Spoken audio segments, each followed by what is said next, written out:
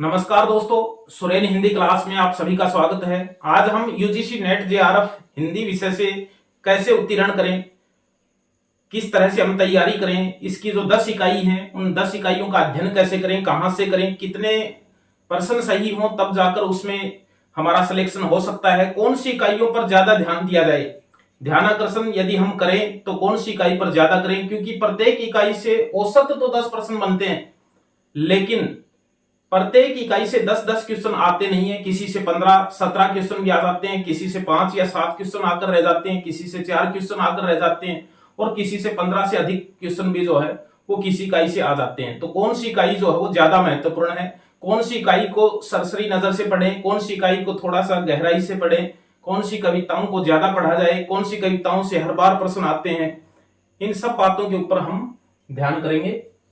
देखिए, UGC net JRF 2024 की बात हम करते हैं। ये पेपर 18 जून को हुआ था, रद्द हो गया, अब वापस होने वाला है 26 अगस्त को और दिन 20 दिन से भी कम बचे हैं। हमें यह ध्यान में रखना है कि इकाई जो है वो इसमें 1 से 10 है, 10 इकाई है और 10 इकाइयों का यदि हम ये देखें कि भाई क्या है इन इकाइयों में, तो उनका भी हमें पता होना चाहिए। सबसे पहले ये देख लेते हैं हिंदी भाषा और उसका विकास। हिंदी भाषा और उसका विकास पहली इकाई है।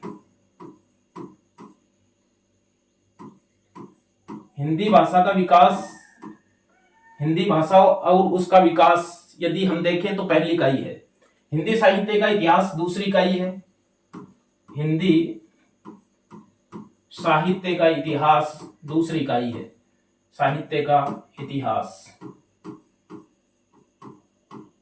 दूसरी इकाई है और दूसरी इकाई सबसे महत्वपूर्ण है। ये वो इकाई है जिसमें से 15 से अधिक प्रश्न भी जो है वो आ जाते हैं। तीसरी इकाई है काव्य शास्त्र की, साहित्य शास्त्र कह सकते हैं, साहित्य शास्त्र की है, साहित्य शास्त्र की है। और उसके बाद में यदि हम देखें तो चिंतन की पृष्ठभूमि की एक जो है वैचारिक पृष्ठभूमि जिसको हम कहते हैं, वैचारिक पृष्ठभूमि जिसमें दर्शन है, वैचारिक पृष्ठभूमि, ये चौथी इकाई है। पांचवी है हिंदी कविता, हिंदी कविता, हिंदी कविता, पांचवी इकाई है हिंदी कविता। और उसके बाद में उपन्यास, हिंदी उपन्यास, कहानी,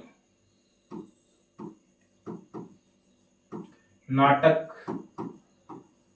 निबंध, हिंदी कविता, हिंदी उपन्यास, हिंदी कहानी, हिंदी नाटक, हिंदी निबंध। और उसके बाद में 10वीं जो इकाई है वो अन्य गद्य विधाएं हम कह सकते हैं, आत्मकथा, जीवनी तथा अन्य गद्य विधाएं। आत्मकथा, आत्मकथा, जीवनी एवं अन्य गद्य विधाएं, अन्य गद्य विधाएं। ये हमारी 10 इकाई है। औसत तो बनता है कि 10 इकाइयों में से अंक जो है वो 200 है। प्रश्न जो है, प्रश्नों की संख्या 100 है। तो 10 इकाई है तो प्रत्येक इकाई से औसत 10 क्वेश्चन बनते हैं। लेकिन ज्यादा क्वेश्चन कौन सी इकाई से आते हैं? हिंदी साहित्य का इतिहास यदि हम देखें तो 15 से 20 प्रश्न तक आ जाते हैं। और 15 से 20 प्रश्न जब एक इकाई से आ गए तो निश्चित है कि किसी इकाई से क्वेश्चन घटे भी गए। देखो, ये जो इकाई है वैचारिक पृष्ठभूमि, जिसमें वैचारिक पृष्ठभूमि की हम बात करें तो गांधी दर्शन, अंबेडकर दर्शन, लोहिया दर्शन, मार्क्सवाद, मनोविश्लेषणवाद है, उत्तर आधुनिकतावाद है। फिर इसमें कुछ विमर्श भी हैं, जैसे दलित विमर्श है, स्त्री विमर्श है, आदिवासी विमर्श है, अल्पसंख्यक विमर्श है। यदि हम विमर्श की बात करें तो दलित साहित्य से प्रश्न जो है वो ज्यादा आते हैं, दलित साहित्य से प्रश्न आएंगे, दलित विमर्श कह सकते हैं हम।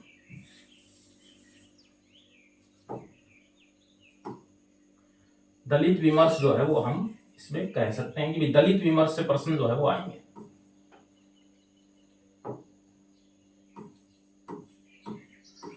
दलित विमर्श से प्रश्न आएंगे या दलित साहित्य से प्रश्न आएंगे। स्त्री विमर्श से भी प्रश्न आएंगे,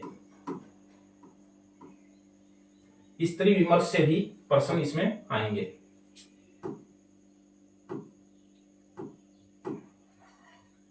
स्त्री विमर्श से प्रश्न आएंगे।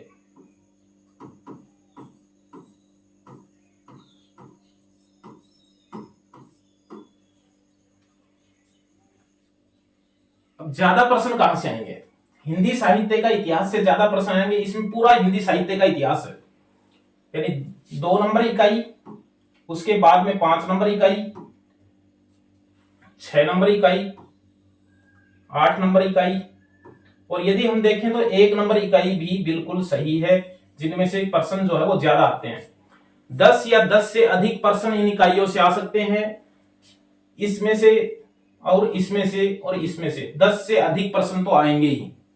दूसरी इकाई से हिंदी साहित्य के इतिहास से, 5वीं इकाई हिंदी कविता और हिंदी उपन्यास से, और हमारी जो 8वीं इकाई है हिंदी नाटक, उससे भी जो है वो प्रश्न आएंगे।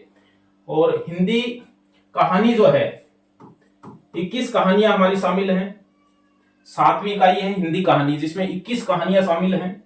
इससे भी जो है वो प्रश्न लगभग 10 के आसपास प्रश्न जो है वो आ जाते हैं। तो हमें कौन सी इकाई पर कितना ध्यान देना है, हमें यहाँ ये चीज बिल्कुल जो है वो समझनी पड़ेगी। 100 प्रश्न है, 100 में से अब कितने प्रश्न हमें चाहिए? 100 प्रश्नों में से हमें लगभग 70 प्रश्न तो हमारे सही होने चाहिए।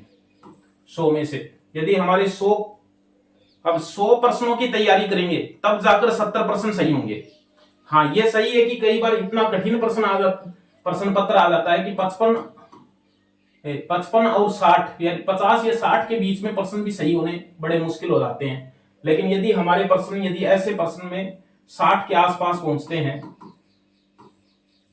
तो बिल्कुल सही है। 60 या 70 प्रश्न भी यदि हमारे सही पहुंचते हैं तो भी बहुत सही बात है, नंबर आ सकता है। अब देखिए हिंदी उपन्यास की तैयारी कैसे करें। 6ठी इकाई है हिंदी उपन्यास।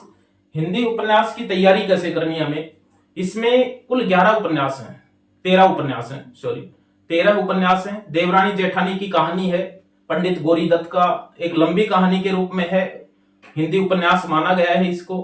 परीक्षा गुरु है, गोदान है, शेखर एक जीवनी है, बाण भट्ट की आत्मकथा है, मैला आंचल है, झूठा सच है, तमस है, राग दरबारी है, जिंदगी नामा है, मानस का हंस है, आपका बंटी और धरती धन्य अपना।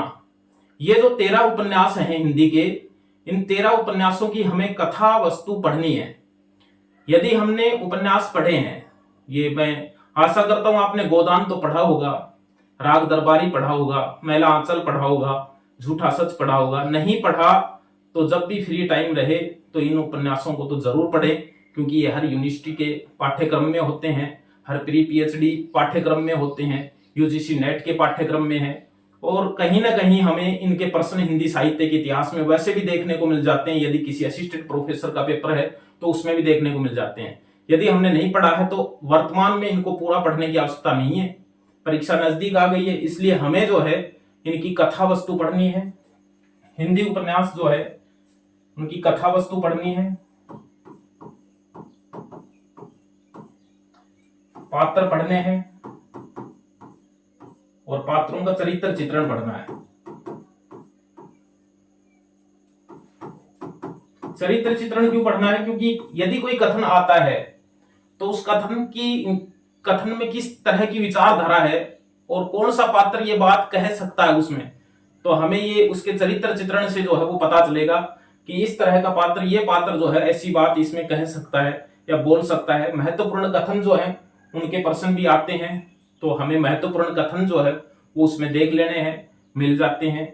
एक एक उपन्यास को हम YouTube पे सर्च करके या गूगल पे सर्च करके, या हमारे पास अच्छी बुक है, जैसे वर्तमान में यदि हम हिंदी नेट की परीक्षा की पुस्तक की हम बात करें तो पुस्तक यदि हम बात करते हैं तो पुस्तक है दृष्टि, हिंदी नेट। दृष्टि हिंदी नेट पाठ्यक्रम की जो पुस्तक है वो एक अच्छी पुस्तक है, परिपूर्ण पुस्तक है और एक समय के साथ पढ़ने की पुस्तक है। ये नहीं है कि हमने 15-20 दिन में इस पुस्तक को पढ़ लिया है, ऐसा नहीं है, लेकिन हमारे पास ये किताब होनी चाहिए। यदि हमें जीआरएफ पास करना है या जीआरएफ निकालना है तो इस पुस्तक को हमें पढ़ना चाहिए। एक अच्छी पुस्तक है और इस पुस्तक के साथ हमें संक्षेप में जो है, अब वर्तमान में तो संक्षेप में ही करनी पड़ेगी। जैसे हिंदी कहानी है, 21 कहानियां हैं, 21 कहानियां हैं और कहानी एक ऐसी विधा है, यदि हम साहित्य के विद्यार्थी हैं तो निश्चित रूप से कहानी पढ़ने को जी करेगा और उसके पात्र हमें याद हो जाएंगे। लेकिन अब यदि हमारे पास समय कम है तो हम इनकी कथा वस्तु पढ़ सकते हैं। कहानी का नाम बिल्कुल याद रखें, कहानीकार का नाम याद रखें, कहानी का नाम, कहानीकार का नाम, वर्ष, प्रकाशन वर्ष याद रखें, प्रमुख पात्र याद रखें और प्रमुख संक्षेप में कथा वस्तु जो है वो हम उसकी याद रखें। इसी तरह से हिंदी नाटक हैं, हिंदी निबंध हैं और हिंदी गद्य विधाएं, अन्य आत्मकथा हैं और जीवनी है, अन्य गद्य विधाएं जो हैं उनको हम संक्षेप में पढ़ें, उनकी कथा वस्तु जो है वो पढ़कर रखें। सबसे महत्वपूर्ण इकाई है हिंदी कहानी, यानी 4 इकाइयों के बाद में 5वीं जो इकाई है ये बहुत ही महत्वपूर्ण है। एक लंबी इकाई भी है, ये कह सकते हैं। प्राचीन काव्य भी इसमें है, आधुनिक काव्य भी है। और यदि हम ये देखें कि कुछ ऐसी कविताएं हैं हिंदी कविता में, जैसे निराला की राम की शक्ति पूजा है, हर बार प्रश्न आता है। कुकुरमुत्ता से प्रश्न आता है, जैसे असाध्य वीणा से प्रश्न आता है। अंधेरे में कविता जो है मुक्ति बोध की, उसमें से प्रश्न आता है। रश्मिरथी से प्रश्न आता है। यानी कुछ ऐसी कविताएं हैं जिनके प्रश्न चूकते नहीं है। राम की शक्ति पूजा, अंधेरे में, असाध्य वीणा में, इनमें से हर बार प्रश्न आता है। तो हमें कहीं ना कहीं इन कविताओं को पढ़ लेना चाहिए। इन तीनों कविताओं को तो पढ़ना ही चाहिए। मूल पाठ यदि हमने पढ़ा है तो कविता के आए हुए प्रश्नों को भी हम समझ सकते हैं, क्योंकि प्रश्न गहराई से नहीं आते हैं। प्रश्न ये आते हैं कि उसमें कौन से शब्द ज्यादा प्रयोग हुए हैं, यानी कितने भागों में कविता है, इस तरह के प्रश्न जो है वो ये पंक्ति कौन बोल रहा है, कौन से पात्र की ये पंक्ति है, इस तरह से प्रश्न जो है वो उसमें पूछ लिए जाते हैं। तो इसलिए हिंदी कहानी एक महत्वपूर्ण है जिसमें से 10 या 10 से अधिक प्रश्न आने की पूरी संभावना है। हिंदी साहित्य के इतिहास से 15 प्रश्न या 20 प्रश्न आने की संभावना है। हिंदी साहित्य शास्त्र की यदि हम बात करें, साहित्य शास्त्र के अंदर कुछ सिद्धांत है, जैसे कुछ संप्रदाय हैं उसमें, जैसे रस है, अलंकार है, छंद है, ये तो है ही है। इसके अलावा यदि साहित्य शास्त्र में देखें, हमने प्लेटो के सिद्धांत है, अरस्तु के तीनों सिद्धांत हैं, वर्ड्सवर्थ का काव्य भाषा सिद्धांत है, कोलरेज के, इलियट के, रिचर्ड्स के, ये इन सब के काव्य सिद्धांत इसमें है। नई समीक्षा भी है इसमें। नई समीक्षा मिथक है, फंतासी है, ऋषि रूपवाद है, कल्पना है, प्रतीक है, बिंब है। अब इसमें जैसे बिंब है, प्रतीक है, कल्पना है, ऋषि रूपवाद है, फंतासी है, मिथक है और नई समीक्षा है। इनमें से सभी में से आधों में से एक एक प्रश्न आएगा। अब यदि ये बिंदु 6 हैं तो इनमें से 3 ही प्रश्न आएंगे, तो ये हम देख सकते हैं। और जो हमारे जो विचारक हैं इसमें, वैचारिक पृष्ठभूमि, जैसे गांधी, अंबेडकर, लोहिया, 3 दर्शन हैं इसमें और कुछ वाद हैं इसके अंदर, तो उनमें से हम एक एक प्रश्न भी, उसमें से पूरी संभावना जो है वो कई बार नहीं बनती है। विमर्श है तो उनमें से दलित विमर्श से प्रश्न जो है वो आने की पूरी संभावना है। तो इस तरह से हमें एक पुस्तक लेनी है और पुस्तक में से यदि हमें ज्यादा से ज्यादा समय हम दे सकते हैं तो पुस्तक में से दें, और वस्तुनिष्ठ प्रश्नों का यदि हम अभ्यास कर सकते हैं तो पुस्तक में से अभ्यास करें, यूट्यूब पे अभ्यास करें और चलते फिरते, खाते, उठते, बैठते, जैसे भी करके, यानी 26 अगस्त के दिन तक तो हमें समय ज्यादा से ज्यादा जो है वो इन इकाइयों को देना है। हमें ये ध्यान में रखना है कि हमें कोई ऐसी इकाई नहीं छोड़नी है जिसके हम वस्तुनिष्ठ प्रश्न न पढ़ के जाएं, क्योंकि वस्तुनिष्ठ छोड़ने का मतलब है कि हम 100 प्रश्न की तैयारी करेंगे, 100 प्रश्न की तैयारी करेंगे तब जाकर 70 प्रश्न जो है वो हमारे सही हो सकते हैं। और हम ये पूरी कोशिश करेंगे कि आने वाले दिनों में इन इकाइयों से संबंधित वस्तुनिष्ठ प्रश्न जो है वो लेकर आए। वस्तुनिष्ठ प्रश्न जितने ज्यादा हम पढ़ेंगे उतना ही ज्यादा फायदा इसमें होगा। एक इसमें यह भी बिल्कुल ध्यान में रखना है हमें,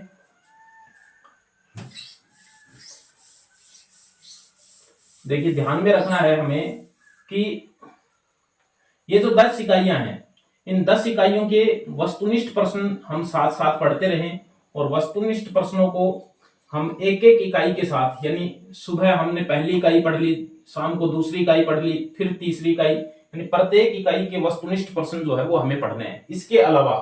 इसके अलावा हमें ये ध्यान में रखना है कि 2018 से लेकर 2018 से लेकर 2023 तक के पेपर भी हम एक बार नजर में से निकाल लें कि उसमें जो आए हुए प्रश्न हैं उनको भी हम पढ़ें, क्योंकि वो लगभग इसी पाठ्यक्रम से संबंधित हैं।